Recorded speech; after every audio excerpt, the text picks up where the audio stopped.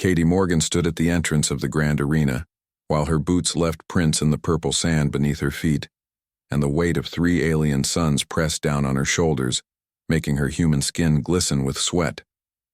The arena was bigger than any stadium on Earth, with walls that curved up like metal mountains, and seats filled with thousands of aliens from dozens of different species, all chattering in languages her translator struggled to decode.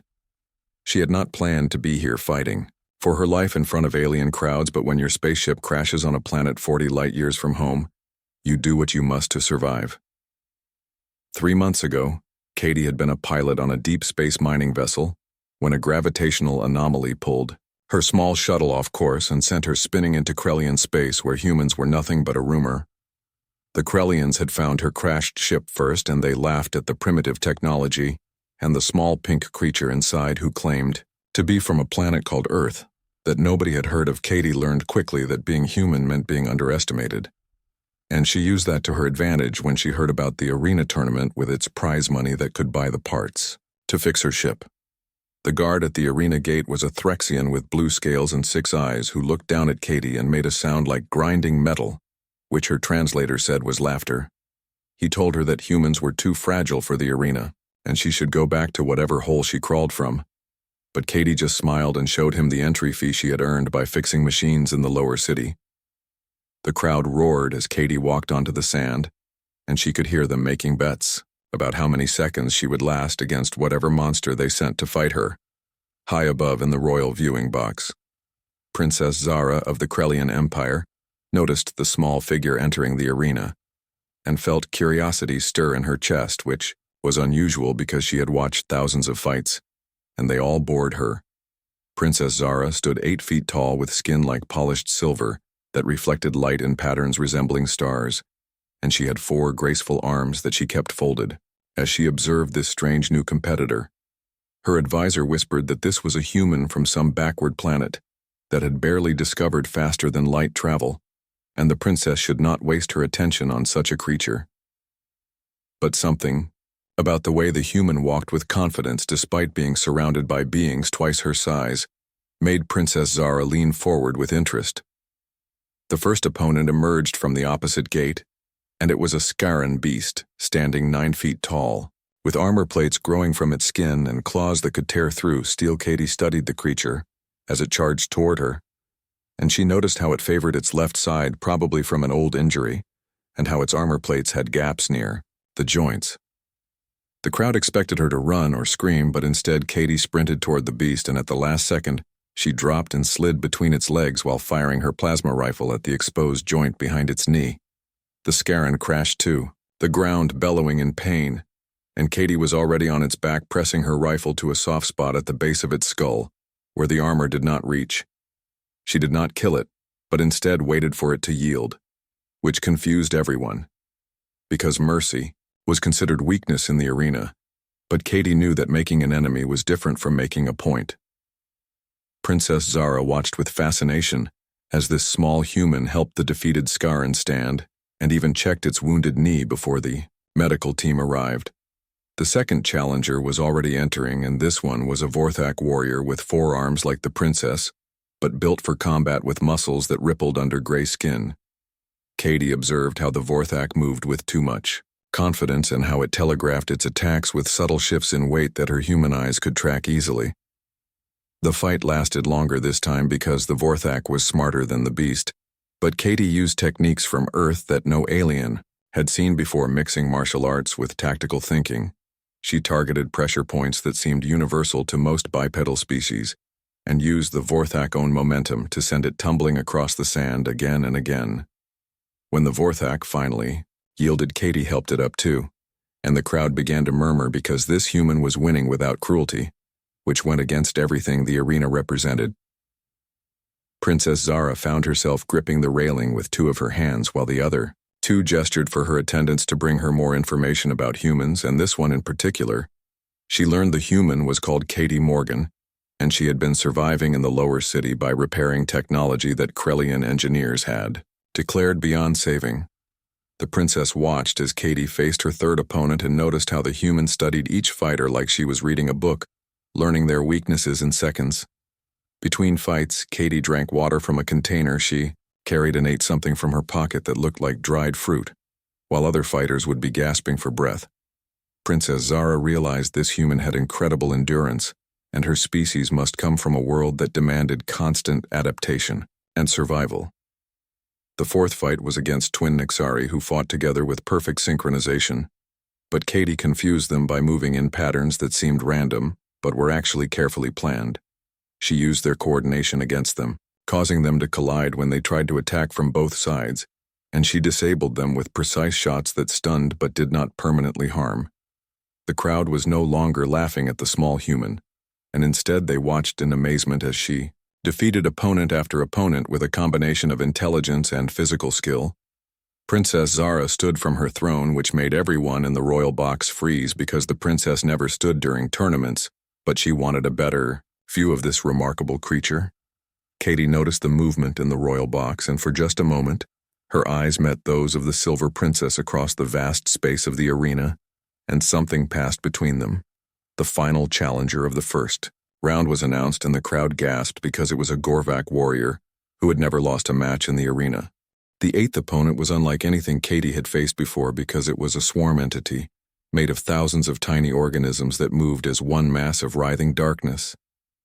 Princess Zara leaned forward in concern, because swarm entities were almost impossible to defeat with conventional weapons, and many warriors had died. Katie stood still in the center of the arena and closed her eyes, which made the crowd gasp, because facing a swarm blind seemed like suicide. But Katie was not being foolish as she pulled out a small device she had built in the lower city, using salvaged parts from her crashed ship and Krellian technology. She activated the device, and it emitted a frequency that disrupted the communication between the individual organisms, causing the swarm to lose cohesion and scatter. The arena fell silent as the feared swarm entity retreated in confusion, and Katie simply walked through the dissipating cloud like it was morning mist. Princess Zara felt her 3 hearts beating in a rhythm she had never experienced, and she realized she was feeling pride for someone who was not even her own species. Between the 8th and 9th fight, Princess Zara did something unprecedented and went down to the arena floor during the break to speak with Katie directly. The crowd watched in shock as their princess walked across the purple sand in her flowing robes to where the human warrior was drinking water. Katie stood when she saw Zara approaching, and despite being exhausted from 8 battles, she felt energy surge through her body at the sight of the silver princess. Princess Zara reached out with one of her 4 hands and touched the cut on Katie's forehead with gentle fingers that felt cool against human skin. She said that Katie was the most remarkable warrior she had ever seen, not because of strength but because of intelligence and compassion. Combined, Katie looked up into those violet eyes and said she was just trying to get home. But Princess Zara saw something deeper in the human expression. The 9th opponent entered the arena, and it was a member of Princess Zara's own species, which was considered a great honor for Katie to face a Krellian warrior. The Krellian was named Varix, and he had trained in the Royal Guard for 50 years, mastering every fighting technique their advanced civilization had developed. Katie knew she could not match his technical skill or his forearms advantage, but she had noticed that Krellians moved in predictable patterns, based on mathematical precision. She fought using chaos theory, which her human brain understood instinctively, but which confused the Krellian, who expected logical sequences of attack and defense. Katie moved randomly, but with purpose, creating a pattern from no pattern, and eventually she managed to pin Varix using a hold that required only 2 arms, but positioned perfectly. Princess Zara watched her own kind lose to this human and felt no anger, only amazement at how Katie had turned supposed weaknesses into advantages. The 10th and final opponent was announced, and the crowd roared because it was the arena champion, a creature called the Void Walker, who had never been touched in combat. The Void Walker could phase in and out of reality, making it impossible to hit, and its claws could tear through any armor. Like paper, Katie studied the monster as it materialized and dematerialized around her, and she noticed something that made her smile despite the danger. Every time it phased back into reality, there was a half-second delay before it could phase out again, and in that moment it was vulnerable. She waited and watched, timing the pattern while dodging attacks that came from impossible angles, until she found the rhythm at the perfect moment. Katie fired her plasma rifle not where the Void Walker was, but where it would be when it materialized next. The shot hit perfectly, and the Void Walker crashed to the sand, stunned and defeated for the first time in its long history. The arena erupted in celebration and disbelief as Katie Morgan, the human from Earth, had won the grand tournament against impossible odds. Princess Zara descended from her box to present the prize personally, and when she reached Katie, she saw the human was swaying, on her feet from exhaustion. Without thinking about protocol, Princess Zara caught Katie with all four arms holding her steady, while the crowd watched their princess touch a commoner. Katie looked up at the beautiful alien princess and said she just needed to sit down for a moment, but her legs gave out completely.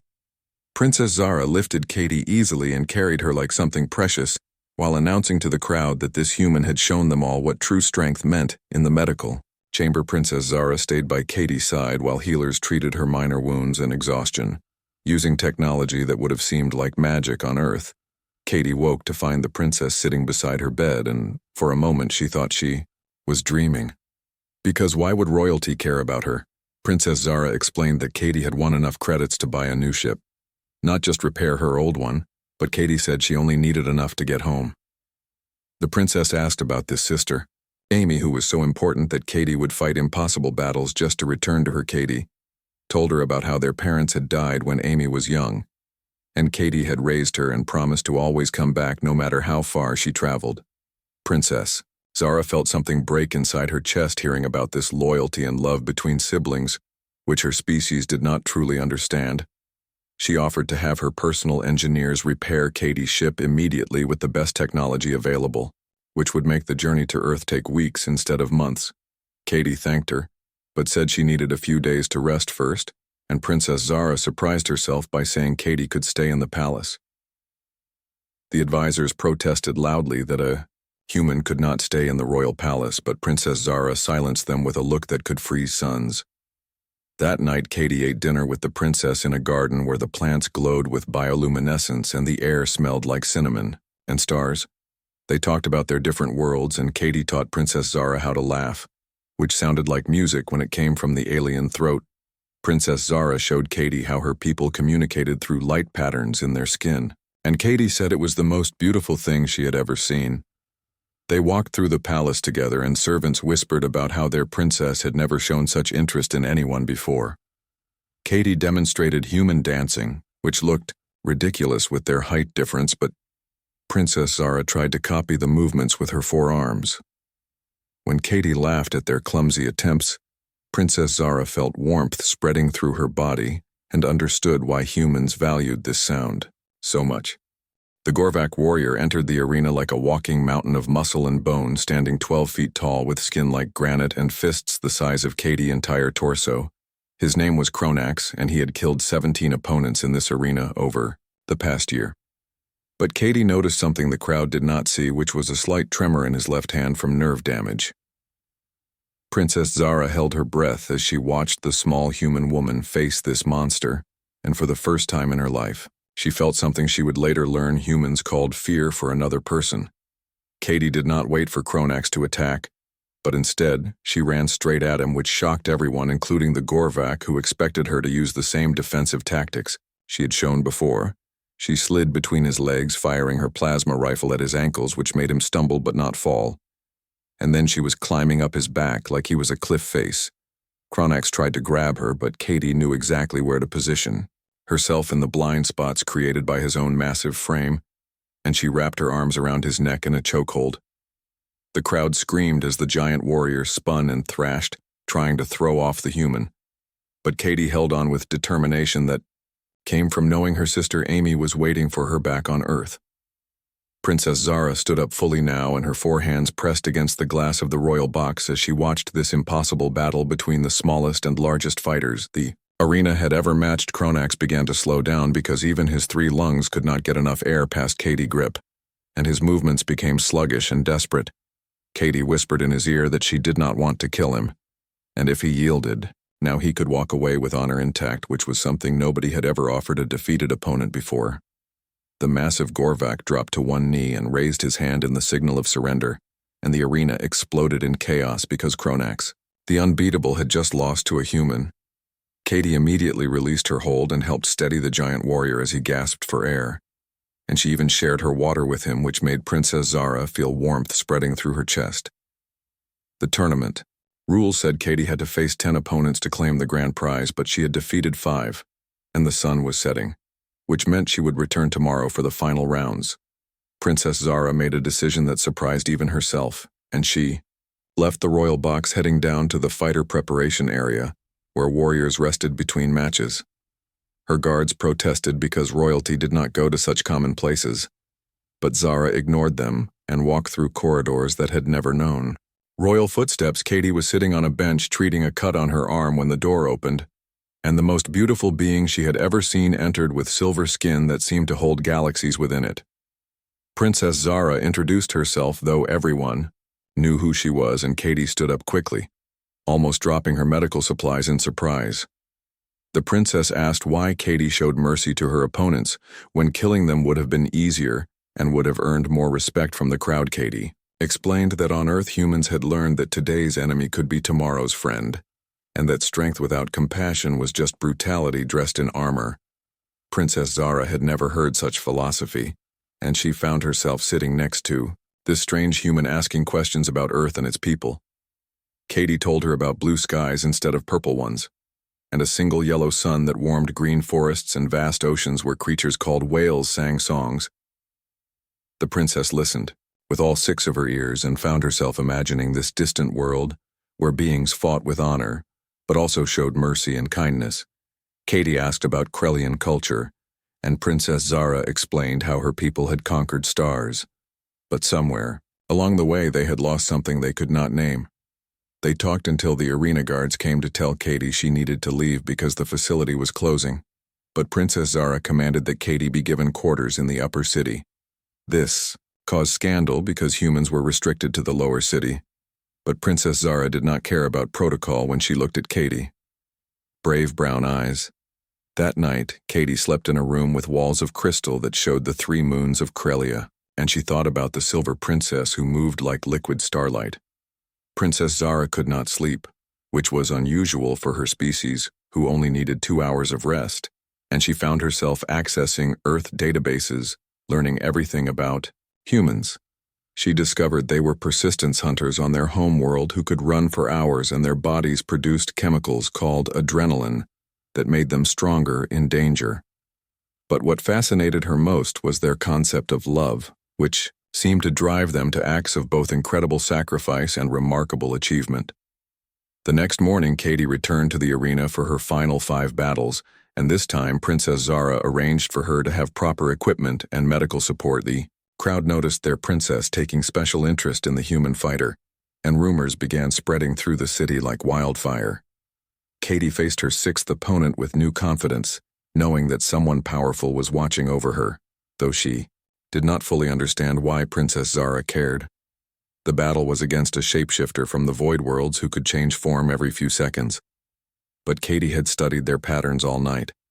She won by predicting the shapes it would take and positioning herself where it would be vulnerable during transitions, which impressed even the veteran warriors watching. Princess Zara smiled, which was an expression her face had never made before, and her advisors worried their ruler was being corrupted by human influence.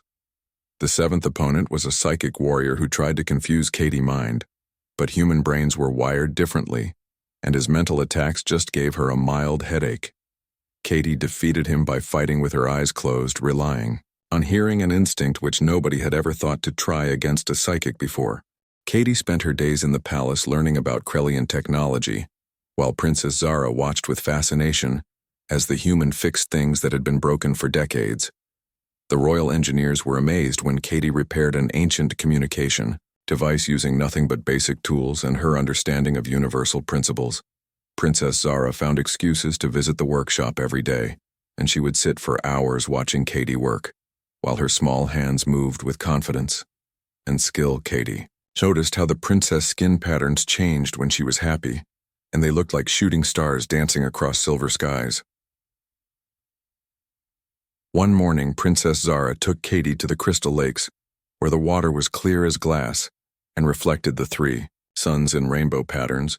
Katie had never seen anything so beautiful until she looked at Princess Zara standing in the light with her 4 arms spread wide embracing the view.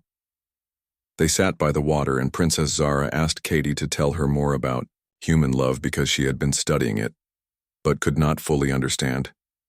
Katie explained that love was not logical or scientific, but something you felt in your chest when you looked at someone and wanted their happiness more than your own.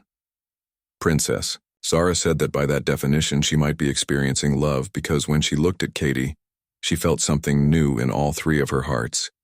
Katie's face turned red, which Princess Zara had learned meant emotional response in humans, and she reached out to touch the warm skin with wonder. They were interrupted by a messenger who announced that Katie's ship was fully repaired and upgraded with technology that would get her home in just 2 weeks. Katie felt her stomach drop because she had been so happy here that she had almost forgotten she needed to leave and return to Amy. Princess Zara's expression changed to something Katie had never seen before, and later she would understand it was sadness, mixed with fear of loss. That evening, they did not talk much but walked through the palace gardens while the bioluminescent plants cast moving shadows around them.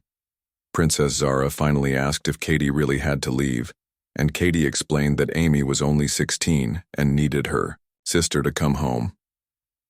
The princess understood family duty because it was one thing her species shared with humans, but understanding did not make the pain less. Katie said she wished she could stay longer, but Amy had already been alone for 3 months. Thinking Katie might be dead, Princess Zara made a sudden decision and said she wanted to learn everything about Earth before Katie left, so she could imagine where Katie would be. They spent the next days together constantly, and Katie taught the princess about Earth seasons and weather and animals while Zara absorbed every detail. Princess Zara learned to cook human food badly, but Katie ate it anyway and said it was perfect, which made the princess glow. Literally, Katie showed her videos from Earth on her damaged tablet, and Princess Zara was enchanted by the blue oceans and green forests, so different from her purple world. The palace staff noticed their princess had changed, and she smiled now, and laughed, and seemed more alive than she had ever been. 3 days before Katie was scheduled to leave, Princess Zara asked her to attend the royal gathering, which was the most important social event of the year. Katie protested that humans were not allowed at royal events, but Princess Zara said she was changing that rule immediately. She had a dress made for Katie that accommodated her human form, while incorporating Krellian design, and Katie looked like starlight when she wore it. At the gathering, all the noble families stared, as Princess Zara entered with a human at her side, treating Katie as an equal. They danced together, which was complicated with their height difference and different number of arms, but they made it work through laughter and adjustment. A noble lord asked Princess Zara why she dishonored herself with this primitive creature, and the room went silent, waiting for her response. Princess Zara stood to her full height and announced that Katie Morgan had shown more honor and strength than any warrior in their history. She said that humans might be small and have only 2 arms and 1 heart, but they loved with a power that could cross galaxies. The crowd did not know how to respond to their princess defending a human with such passion, and Katie felt tears on her face after the gathering. They stood on the palace balcony looking at the stars, and Katie pointed to where Earth was, though it was too far to see. Princess Zara asked if Katie would ever come back, and Katie wanted to say yes, but she could not make promises she might not keep. They stood close together, and Princess Zara wrapped all 4 arms around Katie while they watched the 3 moons rise over the city. Katie taught Princess Zara about human kissing, which was difficult to explain, but the princess was a quick learner despite their different anatomy. The next day, Princess Zara took Katie to meet the High Council and proposed that Krellia establish formal relations with Earth. The council laughed at first, but Princess Zara showed them recordings of Katie fights and explained human potential for alliance and trade. Katie spoke to the council about Earth and its people, and their desire to explore and make friends among the stars. Some council members were intrigued, while others remained suspicious, but Princess Zara's support carried weight, and they agreed to consider it. That night, Katie could not sleep because she had only 1 day left, and she walked through the palace memorizing every detail. She found Princess Zara in the observatory staring at star charts, and they sat together in silence that said more than words could. Princess Zara gave Katie a crystal that glowed with soft purple light and said it was attuned to her biosignature and would always lead Katie back. Katie gave the princess her father military dog tags, which were the only thing she had from Earth besides her clothes, and broken tablet. Princess Zara put the metal tags around her neck and promised to wear them always as a reminder of the human who changed her world. They spent the last night talking about everything and nothing while holding each other and trying not to think about tomorrow. When the morning came, Katie packed her few belongings while Princess Zara watched. From the doorway with an expression that broke Katie's heart, they walked to the hangar together slowly as if they could delay time by moving carefully through the moments they had left. The hangar was filled with people who had come to see the human leave, and many of them had been in the arena when Katie fought. Princess Zara stood tall and regal, but Katie could see the pain in her violet eyes as they approached the upgraded ship. The vessel barely looked like Katie's original shuttle anymore, as it had been enhanced with Krellian technology that made it shine like liquid metal. Katie turned to face Princess Zara one last time and reached up to touch her silver face while the crowd watched in silence. Princess Zara bent down and pressed her forehead against Katie, which was a Krellian gesture of deep connection that shocked the observers. Katie whispered that she would find a way to come back, and Princess Zara said she would wait even if it took human lifetimes. The princess handed Katie a communication device that could reach across the galaxy, though messages would take weeks to travel the distance. Katie climbed into her ship and looked back through the viewport to see Princess Zara standing alone despite the crowd around her. As the ship lifted off, Katie watched the princess grow smaller until she was just a silver dot against the purple landscape. Princess Zara stood on the platform until the ship disappeared into the sky and then remained there for hours afterward. The journey to Earth was lonely, despite the upgraded ship making the trip faster, and Katie spent her time recording messages for Princess Zara.